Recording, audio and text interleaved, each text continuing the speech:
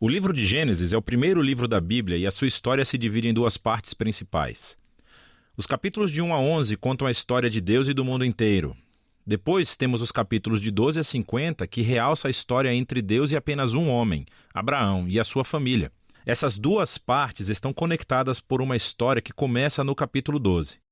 Esse esboço nos dá uma ideia de como entender a mensagem do livro como um todo e como ela apresenta a história da Bíblia inteira. O livro começa com Deus tomando a desordem e a escuridão descritas na segunda frase da Bíblia. E disso Deus traz a ordem, a beleza e a bondade. Ele cria um mundo onde a vida pode florescer. Deus faz essas criaturas chamadas humanos, ou Adam em hebraico. Ele cria os humanos à sua imagem, que está relacionado com o seu papel e o propósito deles no mundo de Deus.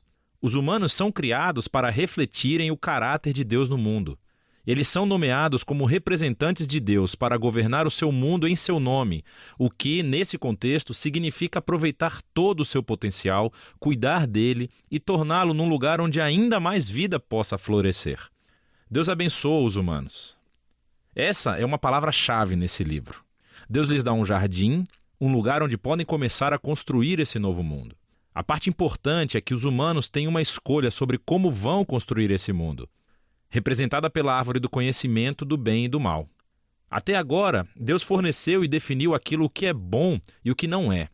Mas agora Deus está dando aos humanos a dignidade e a liberdade de escolher. Será que eles vão confiar na definição de Deus para o bem e o mal?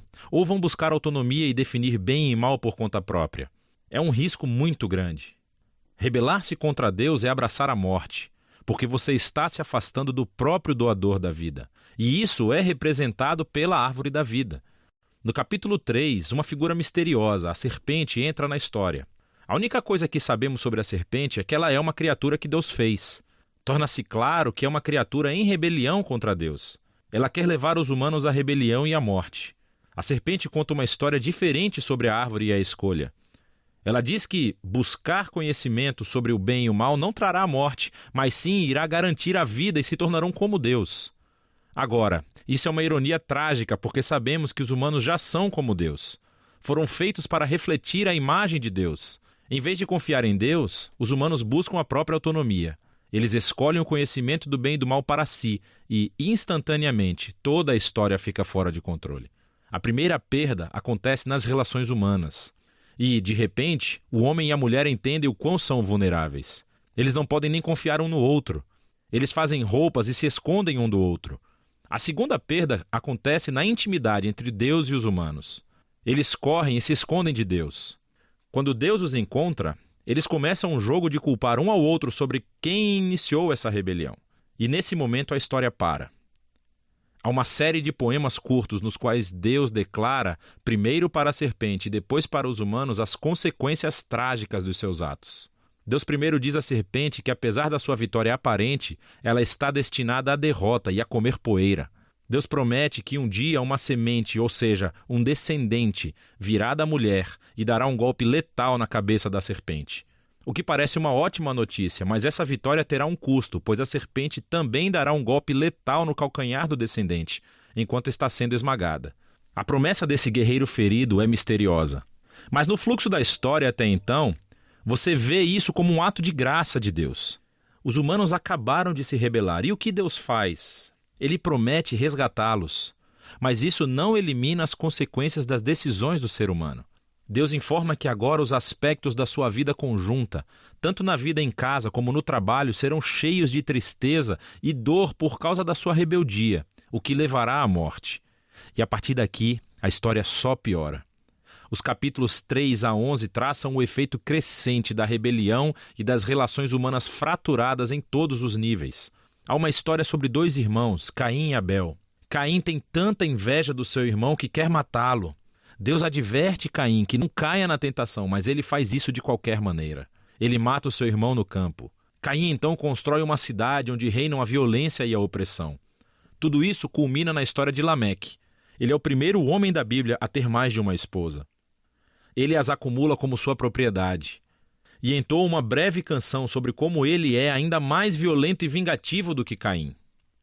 Depois disso, temos uma história estranha sobre os filhos de Deus, que poderia se referir a seres angelicais do mal ou aos antigos reis que alegavam descender dos deuses. Como Lameque, eles adquiriram tantas esposas quanto quiseram e geraram os Nefilim, grandes guerreiros dos tempos antigos. Qualquer que seja a interpretação correta, o ponto principal é que os humanos estão construindo reinos que enchem o mundo de Deus com violência e ainda mais corrupção. Em resposta a essa corrupção, sabemos que Deus está profundamente triste. A humanidade está destruindo o seu belo mundo e se destruindo uns aos outros. Então, num ato ímpeto de proteção da bondade que existe no seu mundo, Deus limpa a maldade humana com um grande dilúvio. Mas existe um humano inocente a quem ele protege, Noé, e toda a sua família. Ele nomeia Noé como um novo Adão. Ele repete a bênção divina e envia Noé pelo mundo afora. Mais uma vez, temos grandes expectativas, mas Noé falha, também num jardim. Ele vai e planta uma vinha e fica bêbado até perder os sentidos.